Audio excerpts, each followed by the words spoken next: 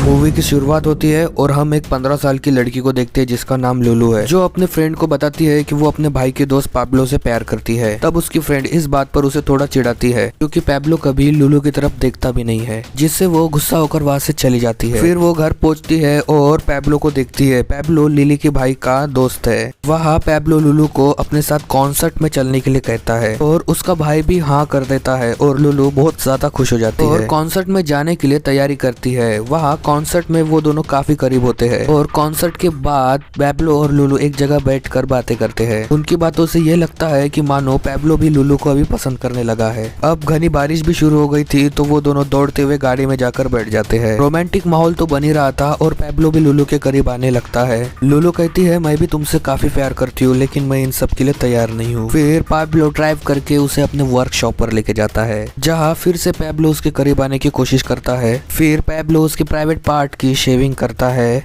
इस बार लुलू उससे मना नहीं करती और वो इंटीमेट हो जाते हैं। अगले दिन लुलू ये सारी बातें अपने फ्रेंड को बताती है। तब उसकी फ्रेंड उसे ये बताती है कि पैब्लो कुछ दिनों बाद यूएसए जा रहा है। तब लुलू बहुत ज्यादा दुखी हो जाती है। वो पैब्लो से मिलने जाती है और कहती है कि मैं तुम्हें बहुत ज्यादा मिस करूंगी। फिर पैब्लो यूएसए चला जाता है और लिली भी अपनी लाइफ में बिजी हो जाती है। इसके कुछ सालों बाद पैब्लो लुलू को अपनी तस्वीरें भेजता है जिसे देखकर लुलू और लुलू का भाई काफी खुश हो जाती है क्योंकि उसमें काफी हद तक पैब्लो अमेरिकन लग रहा था। फिर उसके भाई के जाने के बाद लुलू पैब्लो की तस्वीरों को घूर के देखती है और उसके साथ बिताए हुए पलों को याद करती है। फिर कुछ समय ऐसे ही बीत जाता है और पैब्लो अमेरिका से वापस आ जाता है। वो अभी बहुत बड़ा प्रोफेसर बन चुका था। फिर पैब्लो सीधे जाकर सबसे पहले लुलू से मिलता है। इससे लुलू भी काफी खुश हो जाती है। वो दोनों फिर किस करते हैं और पैब्लो उसे कुछ एक गिफ्ट देता है जो कि एक वाइब्रेटर था। लुलू उसे यूज करती है और दोनों जमकर इंटीमेट हो जाते हैं, जिसके बाद पैब्लो लुलू को शादी के लिए प्रपोज करता है और लुलू भी हाँ कर देती है। फिर हमें लुलू और पैब्लो की शादी दिखाई जाती है जिसमें सभी बहुत ज्यादा खुश थे। लुलू का भाई भी उसके चॉइस से काफी खुश था।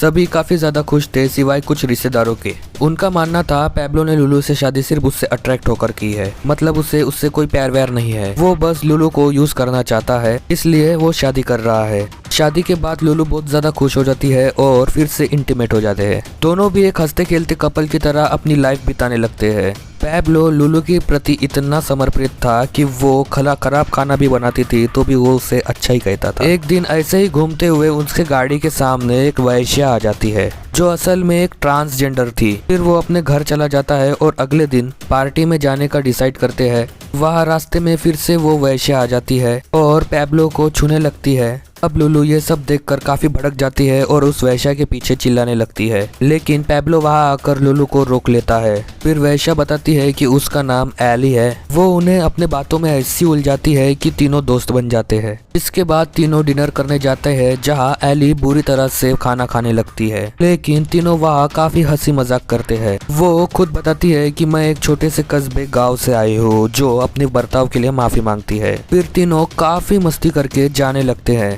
फिर चलते गाड़ी के अंदर एली और लुलू काफी करीब आ जाते हैं। एली लिलू को छूने लगती है और पैब्लो भी ये सब देखकर हंसने लगता है। फिर वो तीनों एक क्लब में जाते हैं जहाँ वो तीनों एक साथ इंटीमेट होने वाले थे, लेकिन पैब्लो और लुलू को एक साथ इंटीमेट होता देख वो रोने लगती है और कहती है वो ना तो मर्दों का ना तो औरतों का सुख कभी ले सकती है। वो अपनी किस्मत पर भी रोने लगती है कि वो ऐसी क्यों है। तब पैब्लो उसे सहारा देते हुए कहता है कि हम हैं ना तुम्हारे साथ, डोंट वरी। फिर कुछ साल ऐसे ही बीत जाते हैं। फिर हम लुलू को देखते हैं जो तैयार होकर पैब्लो का इंतजार कर रही है। फिर पैब्लो आता है और फिर वो दोनों इंटीमेट होते हैं। फिर हम देखते हैं कि अब पैब्लो और लुलू की एक बेटी भी है। एली भी इनके घर आकर कई बार उनकी बेटी के साथ खेलती है। फिर एक दिन लुलू, पैब्लो और एली एक पार्टी में जाते हैं जहाँ लुलू का भाई भी आया होता है और चुपके से पैब्लो से ये बात करता है कि काश लुलू मेरी बहन ना होती, वो कितनी सुंदर है, काश मैं उसके साथ फिजिकल हो पाता। अब ये सब सुनकर पैब्लो काफी शॉक हो जाता है और ज्यादा कुछ रिएक्शन नहीं देता। फिर पार्टी खत्म होने के बाद वही एक कमरे में पैब्लो लुलू के साथ इंटीमेट होता है। वहाँ वो उसके आंखों पर पट्टी बांध देता है और चुपके से लुलू के भाई को बुलाता है। वो तीनों फिर एक साथ इंटीमेट होते हैं, लेकिन लुलू को इस बारे में कुछ भी नहीं पता चलता। फिर अगले दिन पैब्लो लुलू को कल वाली सारी सच्चाई बता देता है,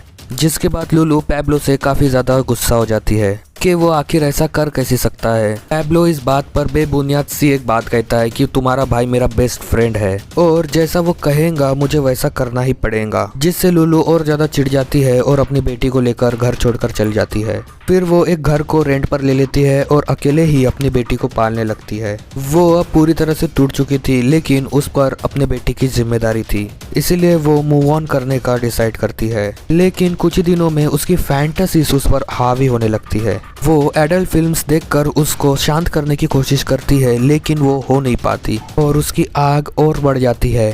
फिर जब वो रात को कुछ गे लोगों को देखती है तो वो उनकी तरफ अट्रैक्ट हो जाती है और उनका पीछा करते हुए एक क्लब में पहुंच जाती है। वहाँ वो क्लब ओनर को कहती है कि वो इन तीनों गे लोगों के साथ सोना चाहती है, जिस पर वो ओनर ये बात उन तीनों लोगों को बताता है, जिसके बाद वो तीनों एकदम से इंटीमेट हो जाते हैं और लुलू की सारी इच्छाएं पूरी हो जाती है। लुलू को अब काफी ज्यादा अच्छा लगने लगता है और वो रोज उन लोगों से मिलने आती है और उनके साथ डेली इंटीमेट होती है और ऐसे ही टाइम गुजरने लगता है। लेकिन इन सब में लुलू के सारे पैसे खत्म होने लगे थे। उसको पैसों की सख्त जरूरत होने लगी थी, इसीलिए मैं पैसे कमाने के लिए अब तुम लोगों से नहीं मिलूंगी। जिस पर वो गे लोग एक आदमी के बारे में उसे बताते जो उसकी पैसों की जरूरत को खत्म कर देगा। फिर वो तुरंत उसके बताए हुए आदमी के पास पहुंचती है। उसका नाम रेमी था। वो एक सीक्रेट स्ट्रिप क्लब चलाता था।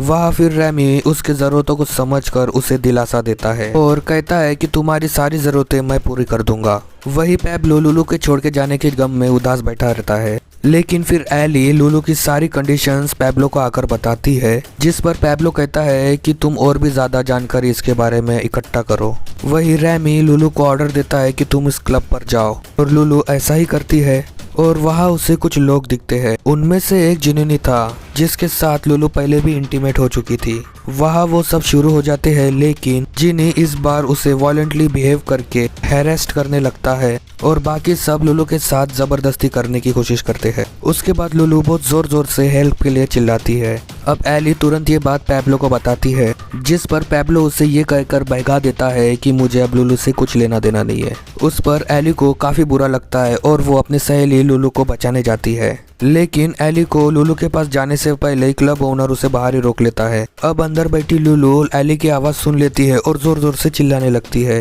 लेकिन जेमी को ये सब बिल्कुल पसंद नहीं आता और वो गुस्सा होकर एली के पास जाता है और उसे बेदर्दी से मारने लगता है, उसे जान से मार ही डालता है। और दूसरी तरफ पैब्लो भी शांत नहीं बैठता था और वो पुलिस को फोन कर देता है, जिस पर पुलिस तुरंत उस क्लब पर रेड करती है और उन सभी को अरेस्ट कर लेती है, जिसमें लुलू फाइनली बच जाती है और पैब्लो से माफी मांगती है, मैंने तुम्हें छोड़कर गलती की और अब मैं ऐसा कभी नहीं करूंगी। और इस मूवी का एंड यहीं पर हो जाता है। अगर आप लोगों को मेरा एक्सप्लेनेशन अच्छा लगता है तो प्लीज़ चैनल को सब्सक्राइब कर देना और बेल आइकॉन दबाना मत भूलना। मिलूंगा इस एक वीडियो के साथ। Till then bye bye.